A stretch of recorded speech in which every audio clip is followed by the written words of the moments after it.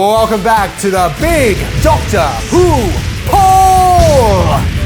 I am Josh Snares, and today we'll be counting down the stories you love and love to hate. The results of this countdown is sourced from you, the audience. Today, we will be covering the officially released missing episode animations. We're not including other non-missing episode related animations.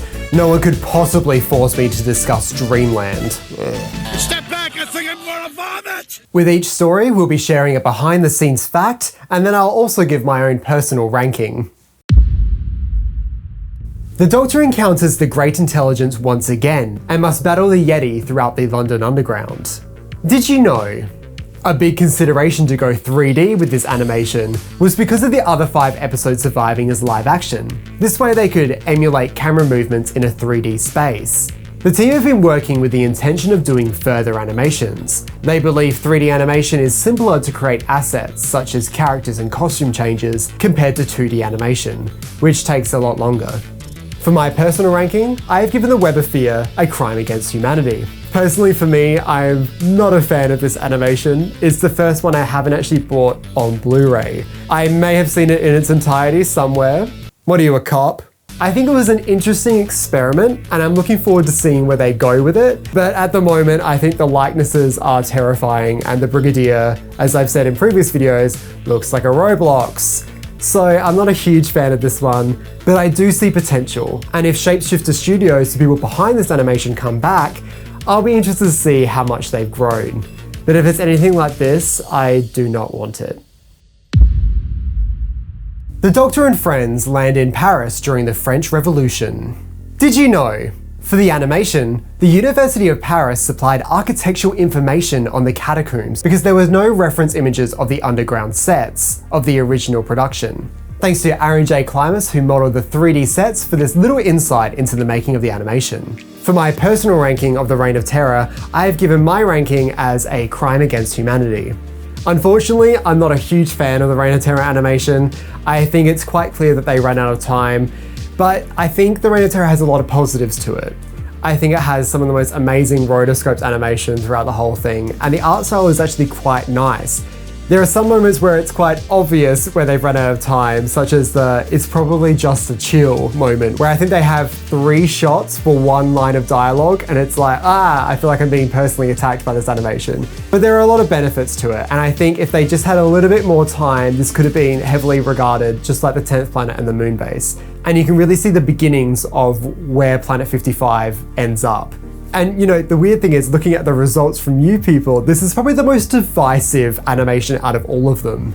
Usually it's a nice little curve saying, oh, you guys like this and that, but no, this is just all over the place. Some people say it's the best animation, some people say it's the worst, some people it's just okay. So yeah, it's really weird.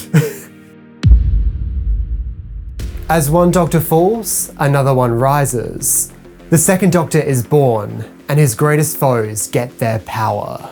Did you know? The Power of the Daleks was the first story to be animated in its entirety.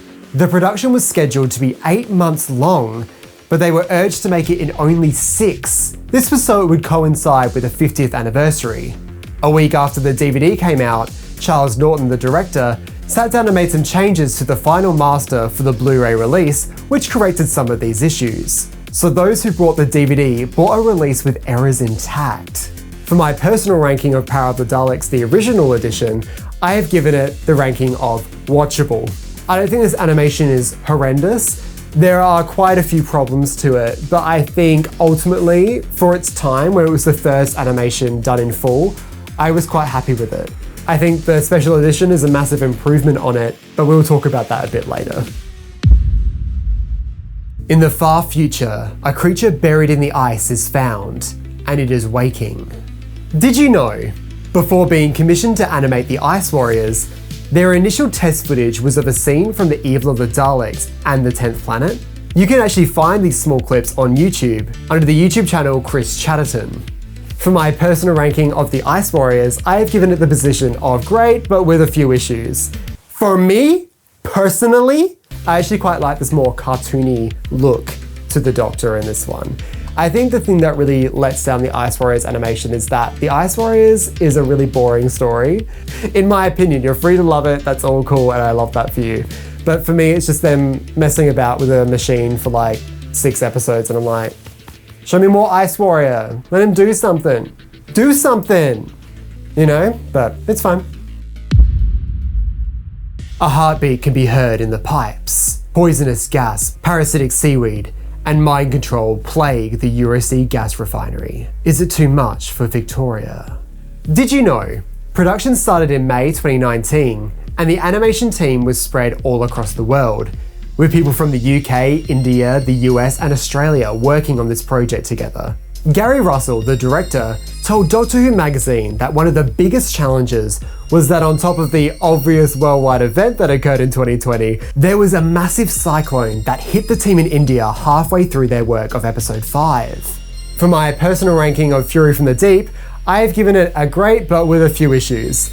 I think people bring up the long arms of the characters quite often when it comes to this animation. I got used to it pretty quick. But I think for their first effort for this team, Big Finish Creative, who worked on Fury from the Deep, I think it's pretty watchable, but there are a few weird choices. I think the main control room, where it's this massive room and there's no one in it, it's just big empty spaces, it's a bit weird. Whereas I understand some of the other rooms given more scale, and I really appreciate that creativity they've added to it. And I think just sometimes they got a bit excited and decided to make everything big when they didn't really need to. The First Doctor takes his last breath on the icy plains of Antarctica as he meets an enemy that will follow him forever, the Cybermen. Did you know? Planet 55 was originally commissioned to do the 10th planet first, but was asked to do the Reign of Terror as their first test. Therefore, this gave them more time to refine their animation style, since the Reign of Terror unfortunately needed quite a few shortcuts in order to complete the animation on time. For my personal ranking of the 10th planet, I put it as a really good. I think if you're the type of fan who wants all of their animations to be really accurate to the original, I think you're gonna love Planet 55's animations. It's like the telesnaps have come to life. And you can really see they've learnt from their mistakes from the Reign of Terror, and they managed to smooth out the process a bit better. I think it's a great animation for the First Doctor's final episode, and I'm really looking forward to more Hartnell animations, such as Galaxy 4, which is coming up. Skagra wants access to Sharda, a prison built by the Time Lords, which holds some of the most dangerous individuals in the cosmos. Did you know? Sharda is infamously known for its multiple iterations. A VHS reconstruction, a retelling with the 8th Doctor, a novelisation, an animation commissioned by Ian Levine, the 2017 official BBC animation, and now a 6-part re-edit of the 2017 animation coming to the Season 17 collection box set. I'm sure there are hundreds of other edits I'm not even aware of. To keep it simple, this poll is just discussing the 2017 official animation. The original Blu-ray packaging looked slightly different, with a beautiful slipcase based on Tom Baker's scarf from Sharda. Ironically, I didn't record my ranking for Sharda, so here's a telesnap reconstruction. For my ranking, I put Sharda as great but with a few issues. I think the story of Sharda is a bit overrated, but I think this is probably the most definitive version. I'm looking forward to the 6-part version because I feel like it's hard to sit down and watch like 2.5 hours of Doctor Who as a movie-length edit. And I think the ending cameo with Tom Baker is probably one of my most favourite Doctor Who moments ever. Doctor Who begins an adventure on the planet Vulcan in the year 2020. Did you know? Charles Norton, the director of Power of the Daleks, discussed that the original 2016 animation didn't pass the quality control report, classing episode 1 as below broadcast standard. When it was given a special edition in 2020, all episodes passed the quality control reports.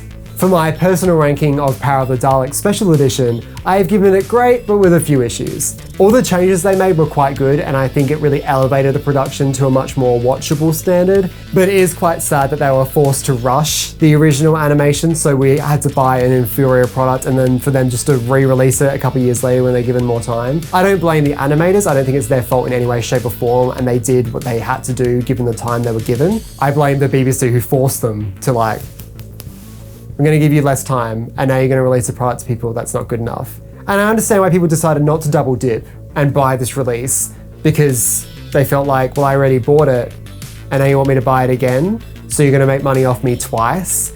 So I understand people's hesitation to it. But yes, I did buy it. I did buy it because I wanted to see it. Am I going to say it's the best thing ever and it's totally worth double dipping? No, wait for the collection box set if that's you.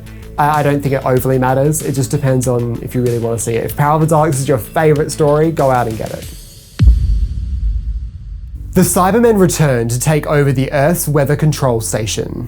At the beginning of the animated episode 1, our TARDIS team are in their costumes from the previous serial, The Underwater Menace. The animation studio, Planet 55, was originally slated to animate The Underwater Menace, but for a variety of reasons, this never happened. Therefore, this is the closest we'll probably get to seeing what that animation could have looked like. For my personal ranking of the Moonbase, I've given it perfect, no notes.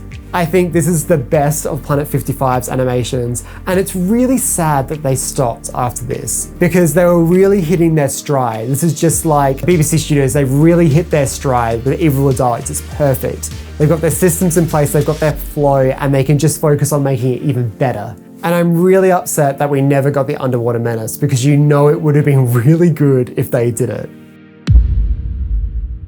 Gatwick Airport, July 1966. Young people are going missing when booking a flight with Chameleon Tours, and it's up to the Doctor and their friends to get them back. The Chameleons were redesigned to suit animation better, since the original costumes were, well, faceless. The animators thought this wouldn't work overly well in animation and decided to redesign. For the redesign, the face was designed to be almost like continents on a planet breaking up, to symbolize the Chameleons' home world for which they were escaping from. For my personal ranking of the faceless ones, I've given it the ranking of great, but with a few issues. I think the BBC Studios team at this point have really found their stride with the animations that at this point it's just like, yeah, it's fine. It's competent. No notes, it's fine. But the story isn't overly exciting to me, so it's just kind of like, it's fine. I have nothing to say about the faceless ones. I don't care about the faceless ones. I wish I did, but I don't. I just don't care. Animate the myth makers. Just putting it out there, just do it. The Cybermen recruit Tobias Vaughan, Managing Director of International Electromatics. Could he help them take over the Earth? Did you know? The original delivered animation had some artistic liberties that were removed from the final release. For example, in episode 4, Vaughan's face was seen projected on huge circular screens around the factory complex. The producers thought that it was well executed, but they wanted to make the animation closer to what could have been achieved in the 1960s. So they were recommissioned to replace these shots with a more contemporary, accurate approach. For my personal ranking of The Invasion, I've given it a really good. The Invasion animation is one of the most loved missing episode animations because it was the first. I think it's one of the more attractive animations and I think it holds up really well today. But I think there are clear limitations to this animation compared to the newest ones. And I think a lot of people have a lot of nostalgia for this animation, so it gets ranked a lot higher than it actually, I think it should be. But I do love the Invasion animation, it is so good and I think it looks really nice and the character designs are really nice. And it was such a great start to this range, and without it, we never would have had any of these. So I really do love The Invasion. The TARDIS lands at a deceptively cheerful human colony, where control must be obeyed. No one on the colony believes in Macra. There is no such thing as Macra! The Macra do not exist! There are no Macra! Did you know? The redesigned Macra Crab was inspired by the crab on the cover of the 1970s Guy N. Smith novel, Night of the Crabs. To keep it more in line with the original prop, they kept the glowing eyes and jaw mandibles. The Nothing at the End of the Lane website has a really in-depth making of blog, which includes these incredible plasticine concept models of the Macra. A recommended read for all Macra fans. There's a link in the description below. For the Macra Terror, I have given it the ranking of no notes, perfect. There's nothing to say, it's perfect. It's my favorite animation, my personal favorite. Even before the animation, there was like the reconstructions, I used to watch this one quite a lot. For me, I love a 4-parter. Anything over 4 parts and it's never gonna be my favorite. It's just too long. I understand like Doctor Who fans like reluctance to reimagining where they make bigger sets and redesign the monsters and stuff like that. But I think this animation really proved that it can work really well given the right team. The Doctor betrays his best friend Jamie in order to work for the Daleks. They require the human factor, and the Doctor will give it to them. Is this the final end for the Daleks? Or only the beginning? Did you know? According to Anne-Marie Walsh, the director of the Evil of the Daleks animation, the production time spent on this project was 18 months. Other recent animations have been around the 12-month mark, which restricted how much time they could spend on the animations. This longer production time allowed for them to refine the animation further and create further angles and movement. So I'm not surprised it's ranked so highly on this list. For my personal ranking of the Evil of the Daleks, I gave it a perfect no notes. For a long time, I thought the Macra Terror would be the absolute best animation of all time, and they weren't going to beat it because the faceless ones came out and I was like, man, it's okay. But the Evil of the Daleks really impressed me. You can really tell that they had a lot more time to work on this release compared to others. There's a lot more movement, the characters have more angles, and there's a better flow, and you can really tell they really gave it their 110% on this one. I'm not surprised it's ranked this high, even though it is a new animation, so the hype is there.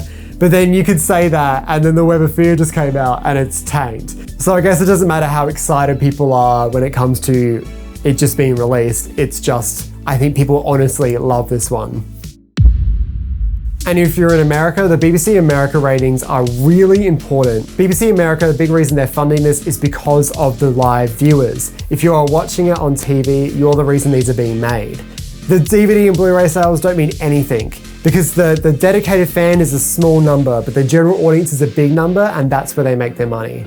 So if you can watch it live on BBC America, you are directly responsible for more of these happening. So please, if you're American, go watch BBC America, watch them live so we can get the Mythmakers animated. I don't know why I'm hung up on the Mythmakers today. It's not even that good. But just imagine if they animated the Mythmakers, that'd be insane.